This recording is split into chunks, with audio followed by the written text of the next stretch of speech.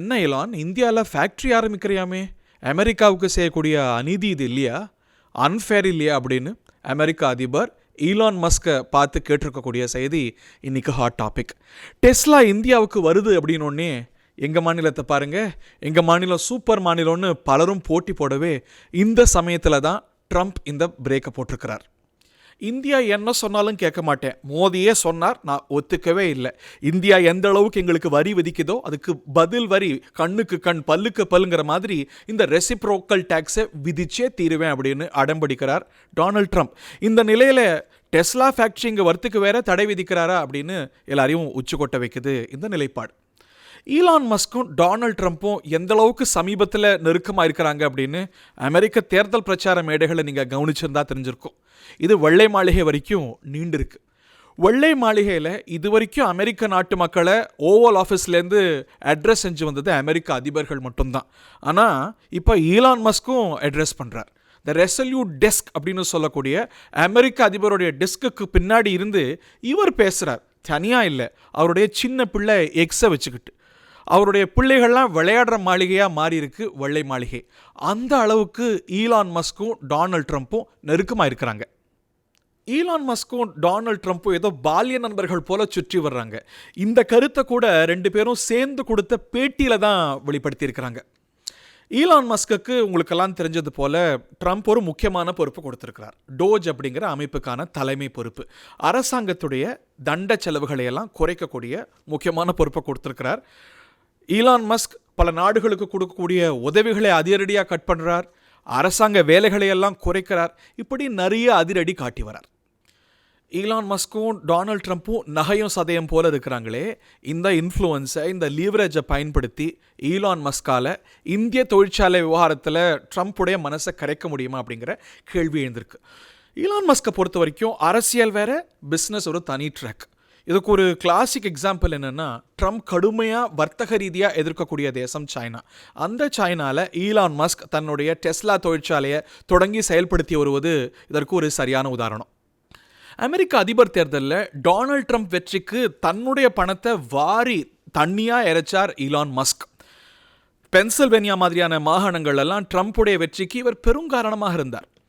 ஆனால் வரங்கொடுத்தவன் தலையிலேயே கை வைக்கிறது போல சில அதிரடிகளை இறக்கினார் டொனால்ட் ட்ரம்ப். நான் இந்தியா விஷயத்தை சொல்லலை. எலக்ட்ரிக் கார்களை பொறுத்த வரைக்கும் முந்தைய பைடன் நிர்வாகம் அதனது பயன்பாட்டை 50% வரைக்கும் அதிகரிக்கணும்னு இலக்கு வச்சு அதற்கு நிறைய மானியங்கள், உட்கட்டமைப்பை சேர்த்துக்கான வசதிகளை எல்லாம் செய்து கொடுத்தது. இதனது பயனாளி ஈலான் மஸ்கும் கூட.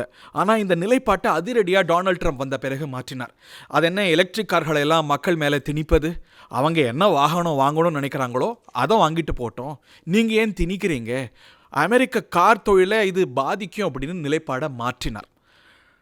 ட்ரம்ப் நினைச்சாலாம் எலக்ட்ரிக் கார் விற்பனையை தடுத்து நிறுத்த முடியாது அப்படின்னு எதிர்நிலைப்பாட்டை ஈலான் மஸ்க் எடுக்கிறார். இந்த விஷயத்தில் ரெண்டு பேருக்கும் முரண்பட்ட நிலையே.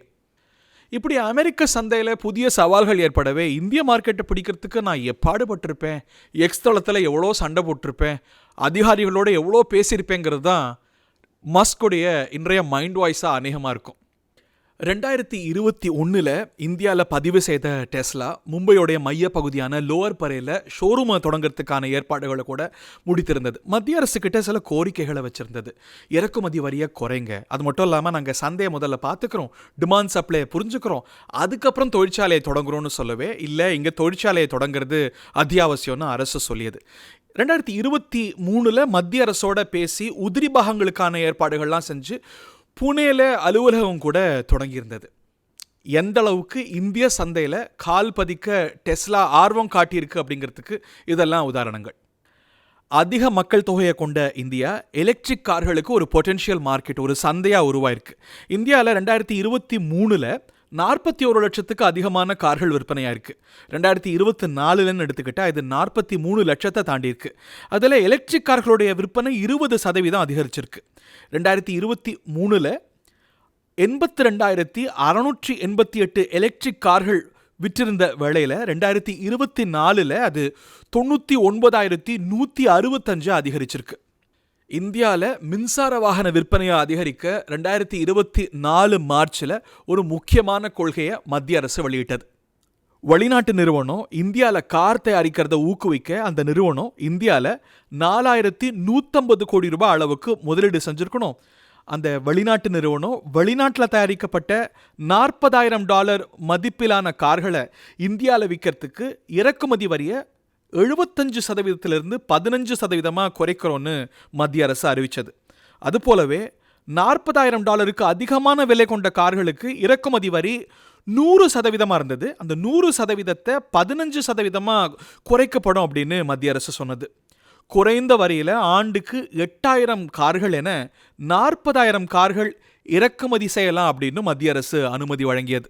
இந்த அறிவிப்புகள்லாம் எலான் மஸ்கை கொஞ்சம் மசிய வைத்தது. சமீபத்திய பட்ஜெட்டில் கூட எலக்ட்ரிக் கார் உற்பத்தியை ஊக்குவிக்கிறதுக்கு இந்த பேட்டரிக்கான மூலப்பொருட்களுடைய உற்பத்தி வரியெல்லாம் மத்திய அரசு நீக்கியது.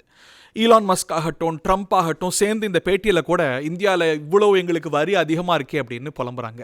அதுக்கு ஒரு முக்கிய காரணம் இருக்குது. டாடா, மஹிந்திரா மாதிரியான இந்திய உற்பத்தியாளர்களை அந்நிய போட்டியிலேருந்து பாதுகாக்கிறது தான் இந்த கொள்கையுடைய சாராம்சம். சமீபத்தில் அமெரிக்கா போயிருந்த பிரதமர் ட்ரம்ப்பை பார்க்கறதுக்கு முன்னாடி பார்த்தது ஈலான் மஸ்கை. ஈலான் மஸ்கும் குடும்பத்தையே கூட்டிகிட்டு வந்து பிரதமரை பார்த்தார். அவர் பிரதமரோடு பேசி கொண்டிருக்க அவரோட குழந்தைகள்லாம் கீழே தரையில் விளையாடிட்டு இருந்தது. இப்போ ஒரு க்ரீன் சிக்னல் கிடைக்கவே ஈலான் மஸ்கோடைய டெஸ்லா நிறுவனம் இந்தியாவில் ஆட்கள் எடுக்கக்கூடிய பணியெல்லாம் கூட தொடங்கிடுச்சு. டெஸ்லா நிறுவனம் சர்வதேச சந்தையில் பெரிய போட்டியாளராக எதிர்கொள்வது BYD நிறுவனம், சீனாவை சேர்ந்த நிறுவனம். கடந்த ஆண்டு டெஸ்லா கார் விற்பனை 1% சரியவே BYD கார் விற்பனை 12% உலக சந்தையில் கூடித்து. இந்தியாவில் ஏற்கனவே இந்த BYD நிறுவனம் விற்பனையை தொடங்கிடுச்சு.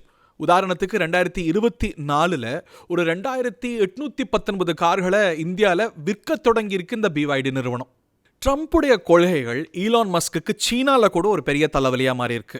டெஸ்லா விற்பனை சீனாவில் கொஞ்சம் அதிகரிக்கவே இப்போ கார் டெக்னாலஜி டிரான்ஸ்ஃபர் செய்யறதுக்கான உரிமையை கொடுக்கறதுல சைனா கரார் காட்டுறதா தெரிய வந்திருக்கு. அதாவது அமெரிக்கா கிட்ட இருந்து சிப் வாங்குறதுக்கு பிளான் போடக்கூடிய சைனா டெஸ்லா காரை வச்சு ட்ரம்ப்போட அதை ஒரு ட்ரம்ப் கார்டை வச்சு பேச முயற்சிக்கிறதாகவும் சொல்லப்படுது. இந்தியாவில் எலக்ட்ரிக் கார்கள் விற்பனையை 30% அதிகரிக்கிறதுக்கு மத்திய அரசு இலக்கு நிர்ணயிச்சிருக்கு. இப்போது ஆட்டோ மார்க்கெட்னு எடுத்துக்கிட்டால் அமெரிக்கா, சைனாவுக்கு அடுத்து 3வது பெரிய மார்க்கெட் இந்தியா. ஆனால் ஒரு அண்டர் எக்ஸ்ப்ளோர்ட் மார்க்கெட்டாக எலக்ட்ரிக் கார்களை பொறுத்த வரைக்கும் இந்தியா இருந்து வருது. இதை பயன்படுத்தி தன்னுடைய டெஸ்லா கார்களை குறைந்த விலையில் இந்த சந்தையில் சோபிக்க வைக்கிறதுக்கு இன்ட்ரடியூஸ் பண்ண நினைக்கிறார் ஈலான் மஸ்க். சைனாவில் டெஸ்லா கார்கள் உற்பத்தி ஆகுது. ஆனால் அங்கிருந்து கொண்டு வரத்துக்கு ஆட்சேபனை இருக்கிறதுனால ஜெர்மனியில் உற்பத்தி ஆகக்கூடிய டெஸ்லா கார்களை இந்தியாவுக்கு கொண்டு வரலாம் அப்படிங்கிற தகவல் வெளியாயிருக்கு. இந்திய சந்தையில் கிட்டத்தட்ட ஒரு $3 பில்லியன் அளவுக்கு இன்வெஸ்ட் பண்ணுறதுக்கு அவருக்கு திட்டம் இருக்குது.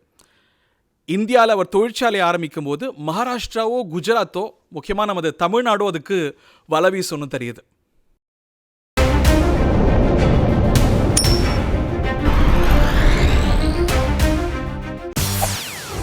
செய்திகளை உடனுக்குடன் தெரிந்து கொள்ள உடனே சப்ஸ்கிரைப் பண்ணுங்க.